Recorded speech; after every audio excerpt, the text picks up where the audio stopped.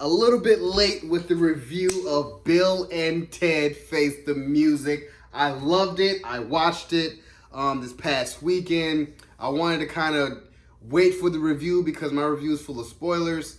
But like I said, overall, I loved it. It's a family film. It's family oriented, and just seeing the camaraderie that Alex Winter and Keanu Reeves still have after all these years. Like, it probably was over 25 years since they last had Bill and Ted from Bogus Journey and with Death, because that's when the Death character was introduced. I haven't watched Bogus Journey since knowing about Face the Music. I just kept watching Excellent Adventure over and over again because that was just one of my favorite all-time movies on my like top 100. Like, it was just Bill and Ted's Excellent Adventure was really, really like, man, this is a fun time, a cool time, and also you get to know history as they go through it. You know, you're feeling like you're one of them.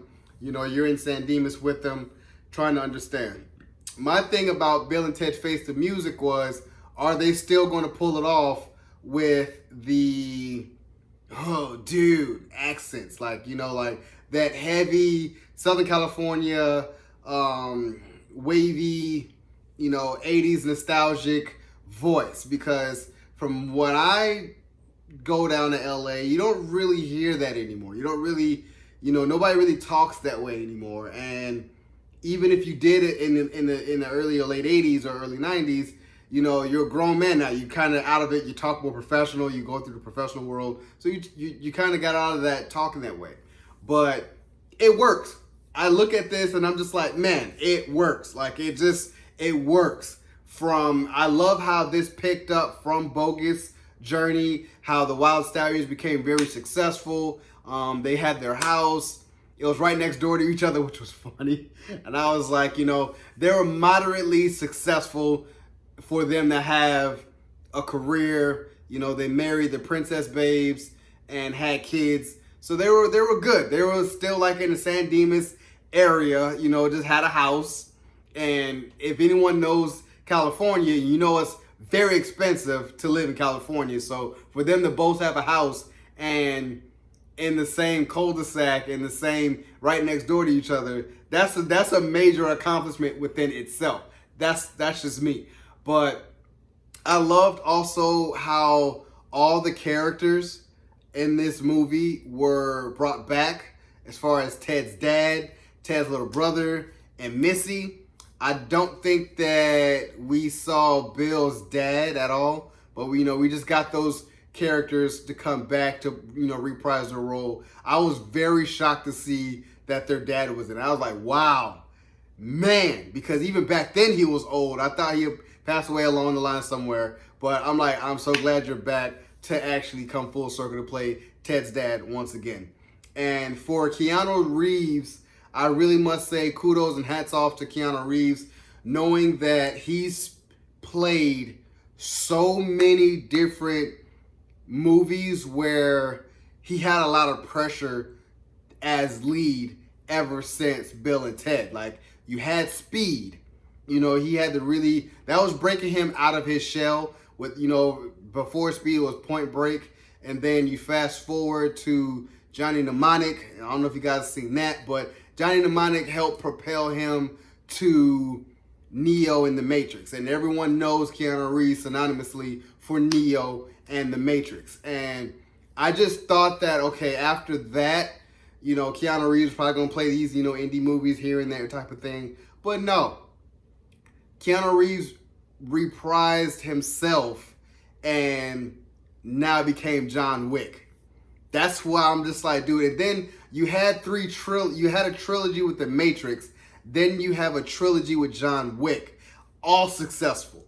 So for him to accomplish all of that and then go back to play Ted Theodore Logan in Bill and Ted for, you know, that trilogy, I'm really like, dude, kudos to you. And for him and Alex Winter to still have that chemistry from back in the 80s, I was like, wow, this was such a treat to watch.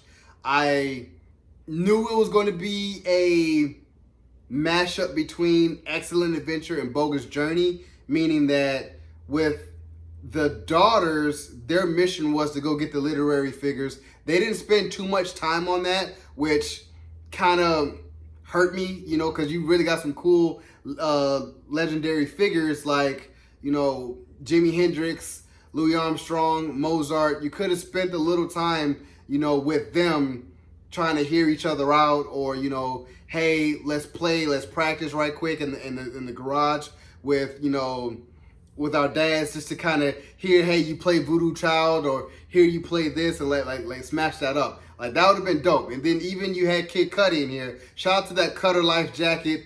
I will love that jacket, but you had Kid Cudi in there. I'm pretty sure Kid Cudi was probably the composer or songwriter for the actual song in this. Like, because otherwise, why would Kid Cudi, really, out of all people, Kid Cudi is in this? I'm like, yeah, you could have had a lot of people, but I'm like, shout out to having Kid Cudi, because these girls know music. And then you had Bill and Ted going to the future to go get the song that's going to save humanity. So you're going in different time stamps, from when they see themselves to when they're bitter to, you know, because they're having problems in relationships. So it's just transpiring all the way until they get to prison. It's like, yeah, we finally got the song. This is the song. You're taking it, you know, and it was just those two dynamics of, they're going to the future, the daughters are going to the past, and then they all have to equally line up to go get the daughters and the literary figures from hell, which, you know, Bill and Ted's been there before, because that's how they met Death.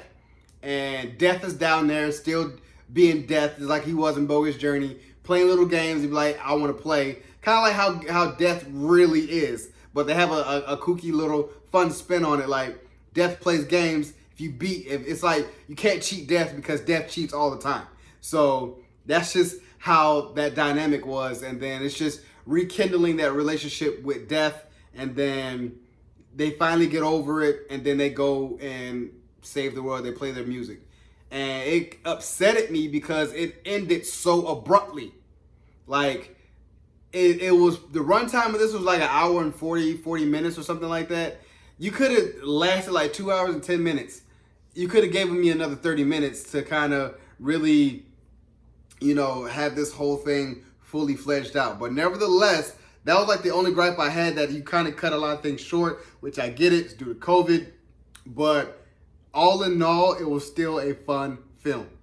It was still a fun ride, and then very nostalgic for us to really go back and look at Bill and Ted and be like, man, this makes me want to go watch all 1, 2, and finally 3. So this is the third Keanu Reeves trilogy. This man is covering all the bases before Cyberpunk 2077 comes out. I'm here for this. Shout out to, again, Keanu Reeves and Alex Winter and everybody that played in this. I really give this movie a B. If that was Chris Stuckman, if this was Jeremy Johns, I would give this a good time, no alcohol required. If this was Tyrone Magnus, I would give this 3.5 or 4 woos. So that is just my take on this. So if you guys enjoyed my review of Bill and Ted's Face the Music, subscribe to my channel, post comment down below, and like the video. It's your boy, D Dyson. Peace.